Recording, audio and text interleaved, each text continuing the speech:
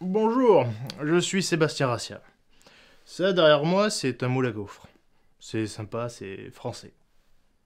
Moi, il y a deux choses que j'aime pas dans la vie. Le plagiat, les pouces rouges et les fils de pute. Oui, je sais, ça fait trois, mais j'aime pas les maths non plus. Vous allez voir une émission qui s'appelle Tutoriel. Mais attention, ce n'est pas réellement un tutoriel. Un peu comme l'émission Une famille en or, où les participants n'étaient pas réellement faits de métaux précieux. C'était vraiment le bordel. Le panda a oublié d'écrire une ligne de dialogue, donc je meuble devant une fontaine. Quoi qu'il en soit, soyez sur vos gardes. Avec cette vidéo, vous n'allez pas apprendre à utiliser une chaise. Et maintenant, je vais vous parler des salaires des 20 youtubeurs français qui... Tout le monde s'en branle. Rosebud.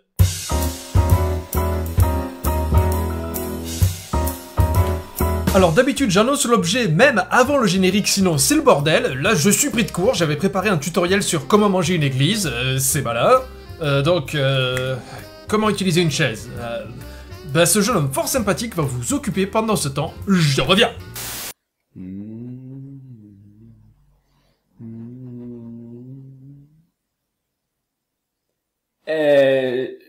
Ballon dirigeable? Merci beaucoup. D'accord. Aïe, j'ai bossé mon sujet. Donc déjà pour commencer, une chaise c'est...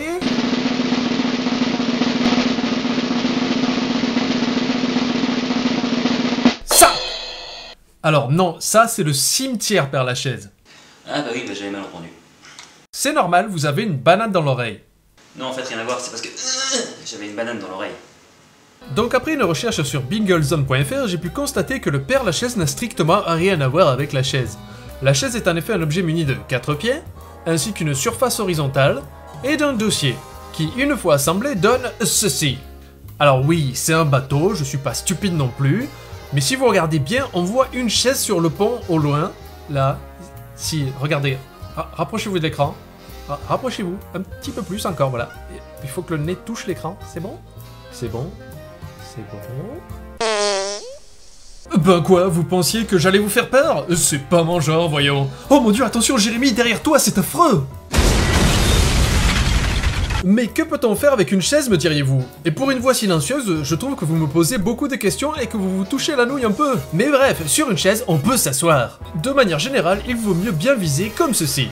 Là, par exemple, c'est raté. Et là, vous n'êtes même pas dans la bonne pièce, c'est tout bonnement ridicule. Autre détail important sur les chaises, elles participent grave au showbiz. Effectivement, depuis les années 80, elles furent une part importante dans la protection des animaux et de la WWF à grands coups de chaises dans la gueule. Ou alors je confonds avec la compagnie de catch américaine. Mais tabasser du braconnier à coups de chaise, ça peut être bien aussi. Mais ce n'est pas tout, Fred. Savais-tu qu'on pouvait même empiler des chaises? D'ailleurs, j'ai réalisé une étude à ce sujet. Alors, tu vois là, il y a les chaises, hein, comme ça, et puis, je les empile. Voilà, c'est facile, regarde. Tadam! Non, sans déconner, Jamie, mais je m'appelle pas Fred! Et moi, je ne m'appelle pas Jamie, mais as-tu déjà vu le film Human Centipede, Fred? Je suis bien d'accord avec toi, Jean-Pierre. Eh bien, rappelle-toi comment les 3 personnes étaient reliées entre elles par le c***. Ah, toujours le mot pour rire, Jean-Michoulette. Eh bien, remplace ces 3 personnes par des chaises, recouvre le tout de tissu, et paf, ça te fait un canapé. C'est à peine croyable, Jean-Gérard. Oh mon dieu, mais c'est génial, Igor! Mais par où vas-tu évacuer le caca? Sacré Jamy. Non, c'est toi, ça! Ah oui, mais je vois que t'es encore sur Human Centipede en fait. Mais un canapé ne fait pas caca, voyons. Ah oui, j'avais confondu avec Kev Adams! Kev Adams n'est pas un canapé, voyons. Ah bon? Tout le monde sait bien que c'est un ballet espagnol.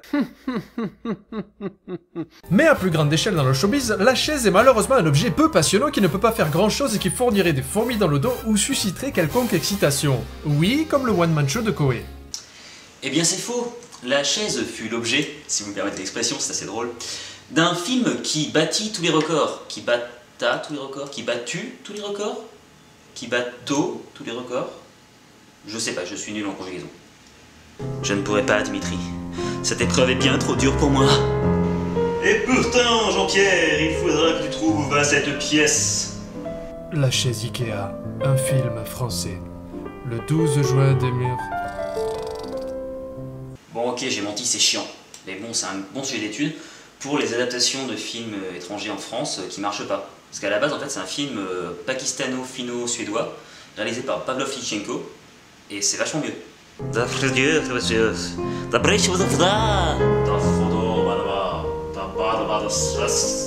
Ikea Frank Bedebug.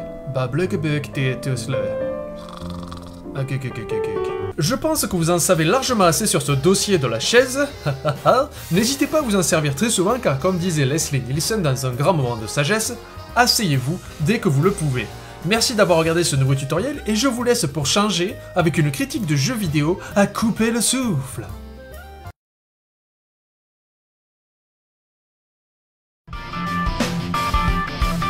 Tu viens de regarder un tutoriel.